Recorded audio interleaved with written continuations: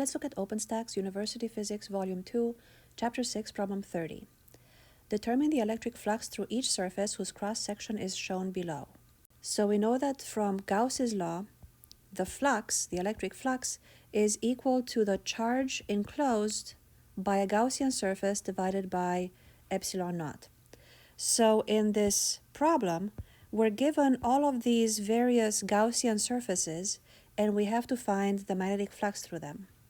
So then the magnetic flux for surface 1 is going to be the charge enclosed by surface 1. So this is surface 1 on the outside here, and the charges inside are the negative 2q, the negative q, the plus q, and the plus 3q. So the charge enclosed is negative 2q minus 2q plus q plus 3q divided by epsilon naught. And that looks like it's equal to 0. Then for the second surface, so that would be this surface, the flux is going to be equal to the charge enclosed by S2, which is just negative 2q divided by epsilon naught.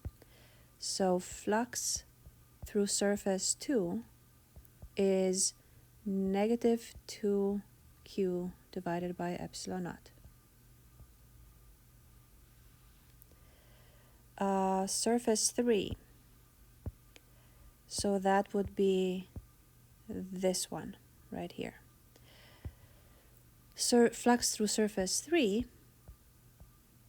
is just the charge enclosed by that Gaussian surface, and the charge is simply q, so we just have q divided by epsilon naught. Surface 4 is this one over here. So in surface 4 we have two charges, a negative 2q and another negative 2q, so that means that the flux through surface 4 is negative 2q minus 2q divided by epsilon naught, so that is negative 4q divided by epsilon naught. So this is the flux through surface 4. Surface 5 is this one over here, and the charge enclosed by this surface is just a negative 2q. So the flux through surface 5 is negative 2q divided by epsilon naught. And I think the last one is S6, so that would be this surface, and the charge enclosed by it is just the plus 3q. So the flux for surface 6 is the charge enclosed by surface 6, which is plus 3q divided by epsilon naught.